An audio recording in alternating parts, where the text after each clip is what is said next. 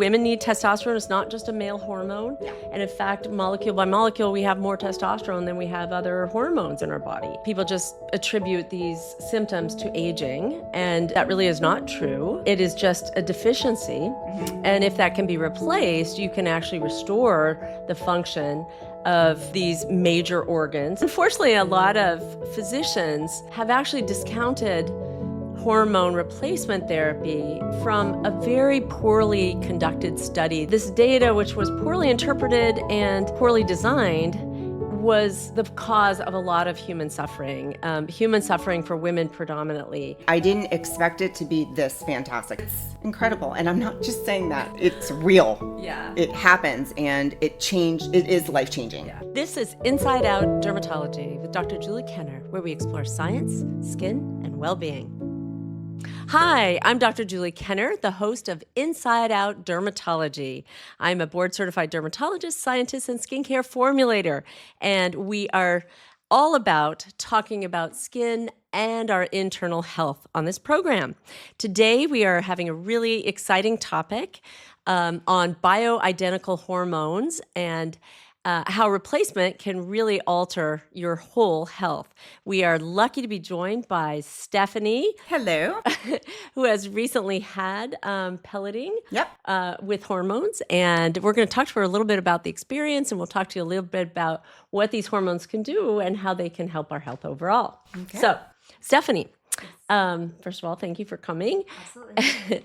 And tell us a little bit how you felt. Well, first of all, tell us, if it's not too private, sort of where you are in your life cycle, and why you are starting to feel uncomfortable, and why you came to me asking about hormone replacement. Sure. 56-year-old woman, and I stopped my period a year and a month ago.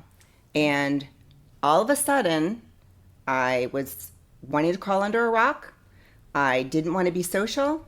I couldn't sleep well. I had major sweats. I was peeing constantly. My muscles were sore, and I work out, and I couldn't do that properly because it hurt so bad. I couldn't even take out the trash without dropping them because I just had no strength.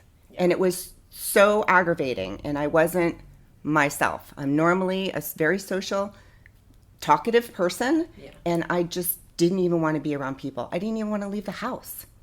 It was horrible. So, and how long had you been experiencing that?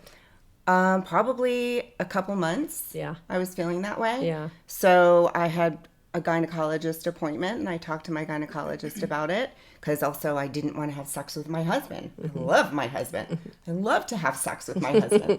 And it was just, I didn't want to at all, and it was painful. Yeah. So he said, okay, he gave me the what is that? Goes up your vagina. It's the cream. A suppository. Mm-hmm. Yeah. Estriol. Yeah, the cream and everything. And he told me that to tell my husband to hold my hand more often, and I'd be all better. Right. Yeah. So the cream did help with the pain, but absolutely nothing else. And I was still grumpy. Were you still having hot flashes? Still having hot flashes. Everything. The only thing that it helped was the pain, and that, during sex, and that was it. Well, there's kind of an interesting history. I mean, so what you're describing is a very, very common, set of symptomatology. And what really we have come to learn over the last several decades really is how important these hormones that are generally considered reproductive hormones are actually for non-reproductive purposes. So basically, the function of our brain, our mood, our bone density, our muscles, our central metabolism, our fat, our skin quality, very much so, is influenced by these hormones. So estrogen, testosterone, and progesterone are used in more in all of our systems. And in fact, men need estrogen, men need progesterone, women need all three. Women need testosterone. It's not just a male hormone. Yeah. And in fact, molecule by molecule, we have more testosterone than we have other hormones in our body. And this is really important because for a long time, first of all, people just attribute these symptoms to aging, and that really is not true. It is just a deficiency. Mm-hmm. And if that can be replaced, you can actually restore the function of these major organs, our heart, our brain, our bones, our gut, etc., and importantly, our mood. And so what's interesting is that the perimenopausal time is actually statistically correlated with the highest divorce rates.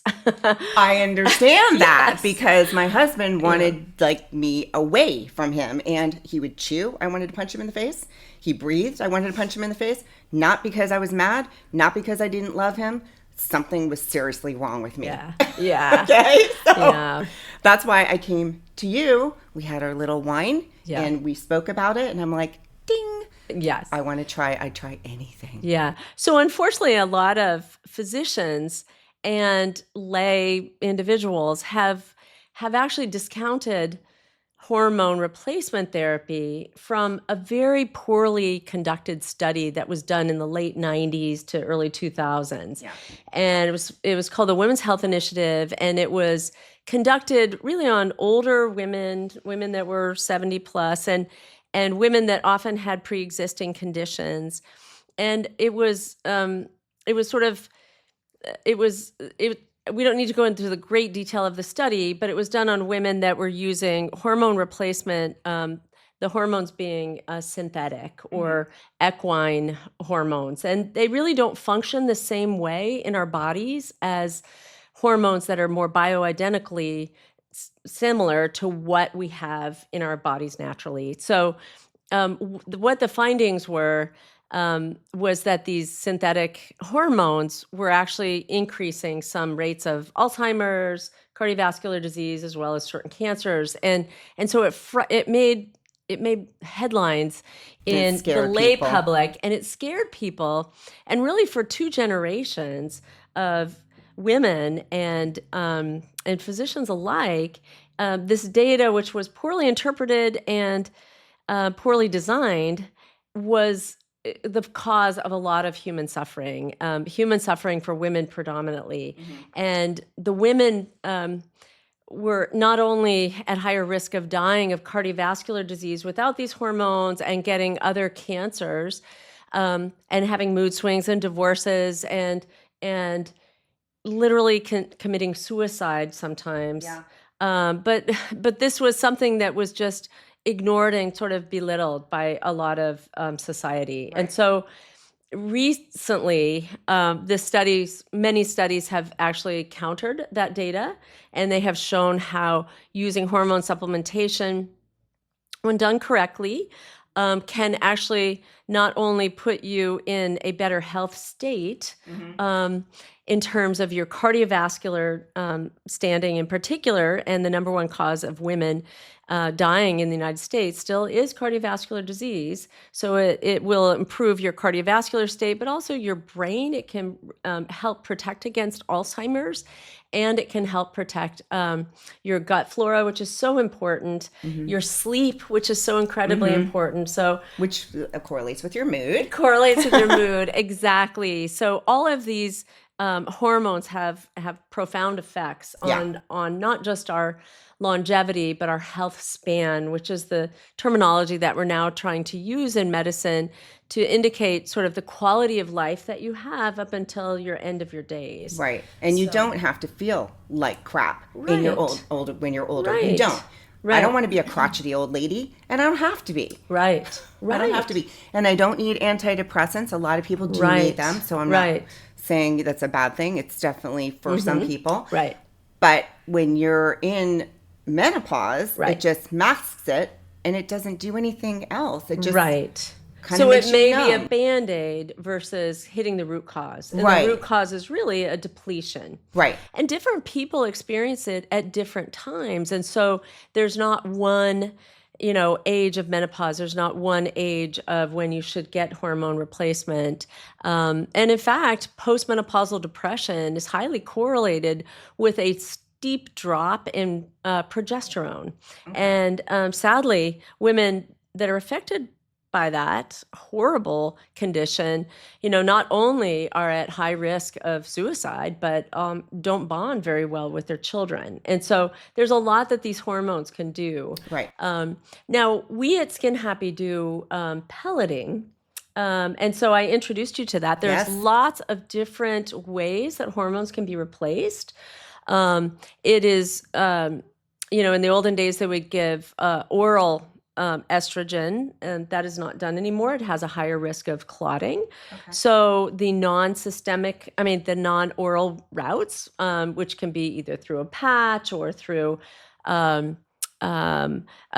pellets like we do, and other methods. You can do suppositories, like you were saying, can help with that. So it takes away that side effect pretty much. But you have to do it every day, and you have to change Right. the patch every day, and you have to use the Right. cream every day, and you have to remember to do that Remember when to you're do that. busy. Right. It's kind of tough. Right.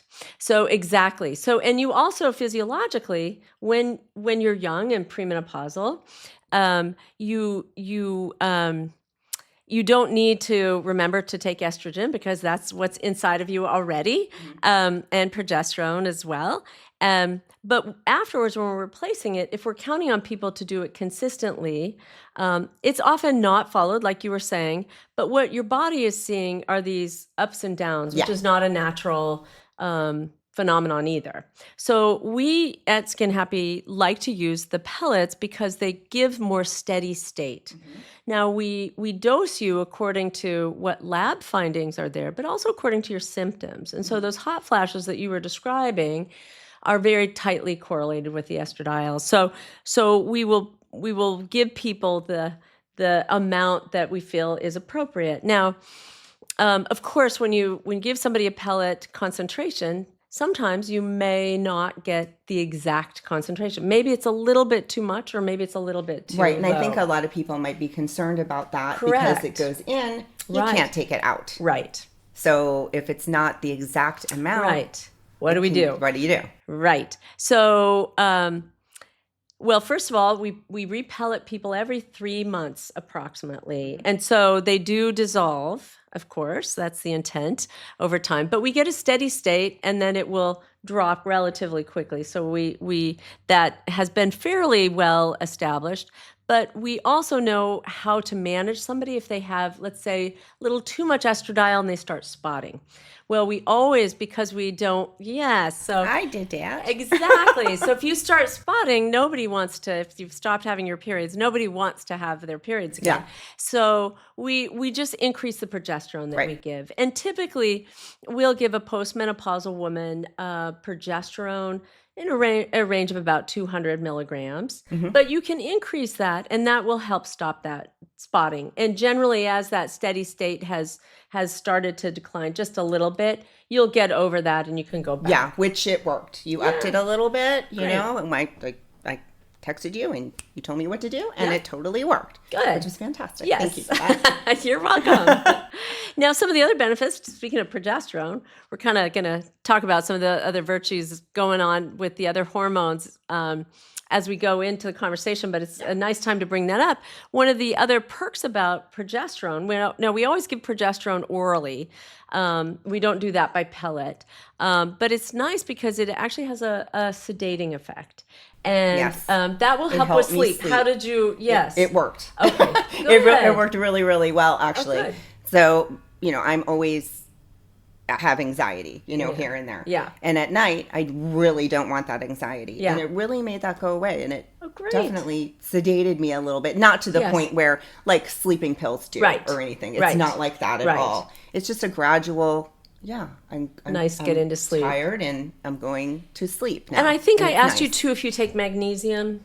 Right, which sleep. I did before. Okay. And it didn't really help much for you? Yeah, Okay. the magnesium didn't really Okay. do much for me. Okay. So I've done melatonin before, Right. Advil PM. I was kind of Okay. doing that Doing all that. the time. Right. And I don't think that that's Wow. pretty much good for you. Okay. But I'm not doing that anymore. Okay. So I'm just the progesterone, Okay. and it's actually working Well, quite nicely. perfect. Good. So that's nice, and it also will help stabilize moods. Often, the progesterone. So, and in fact, sometimes progesterone can be given even to women with very bad PMS when they're menstruating, and even if somebody's in that awkward perimenopausal time, the progesterone can be given to help a little bit with that emotional up and down of And perimenopause. the bitchiness.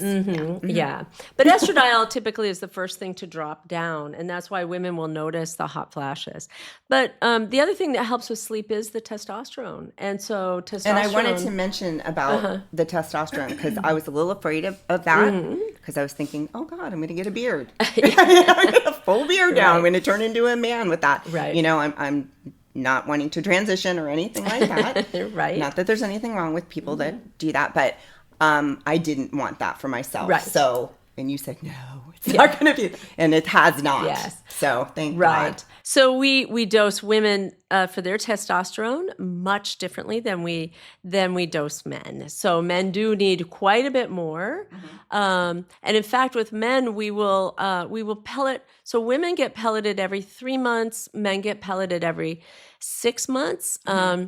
And they get much larger pellets than women, so theirs takes a longer time to dissolve. Okay. But with women, I tend to, if anything, I will be on the more conservative side, and I'll say, okay, next time we'll dose you a little higher on that if we need to. And then with men, I just have a question. With men, is it when you do the pellets for them when they have low libido, and that helps with that, or no? Yeah, so men go through an andropause too. Yeah. And so they will have a declining energy. It's often seen as energy, stamina, I was just and curious about that. metabolism.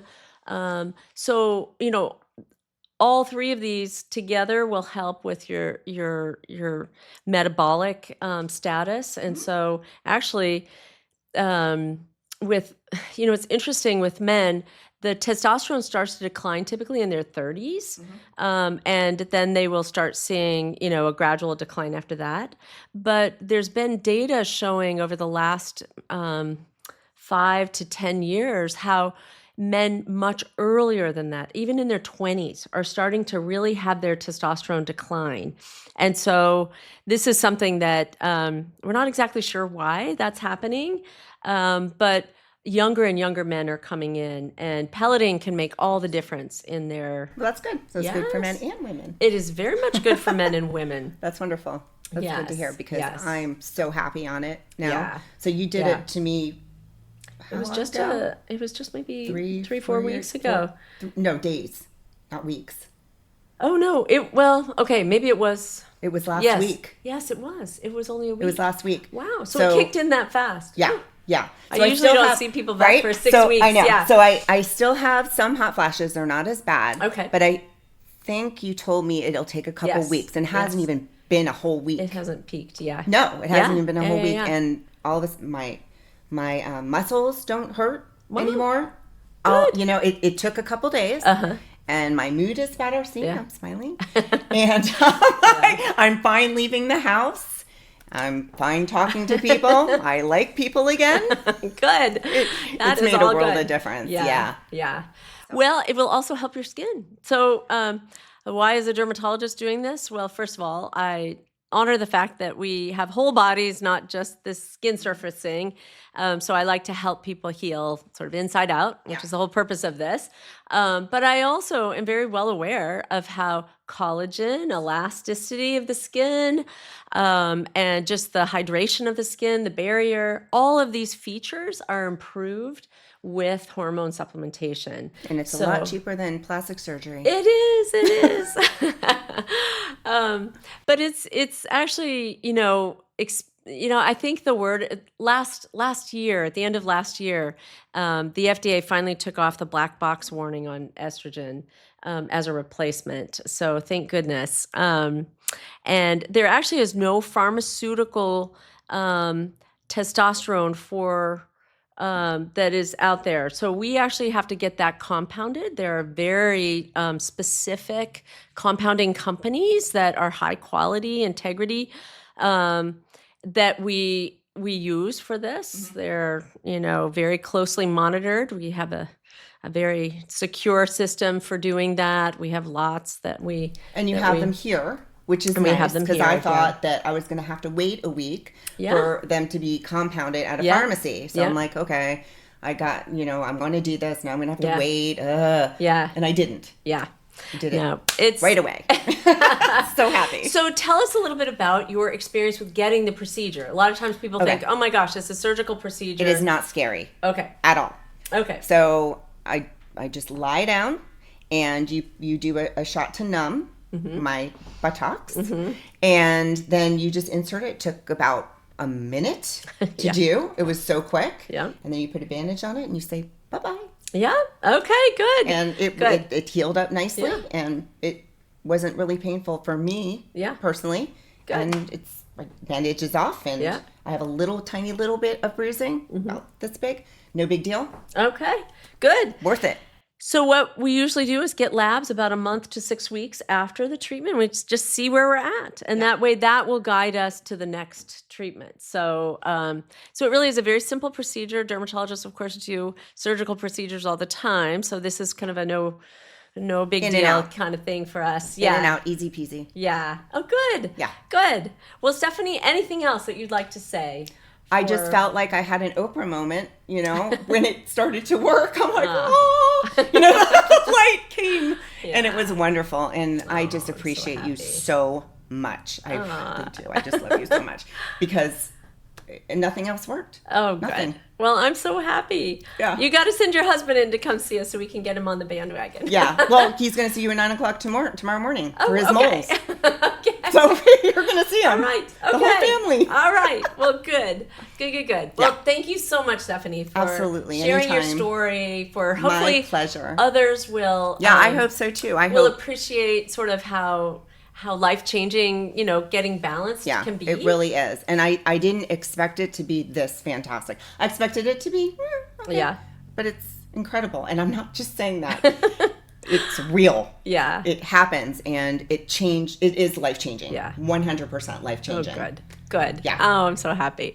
Well, if any of you out there enjoy this podcast or know of people that would like to get a little bit more information about bioidentical hormone replacement, call now. Yeah, or pass on this podcast because we are happy to spread the word about getting people in healthier states. All right. See you next time.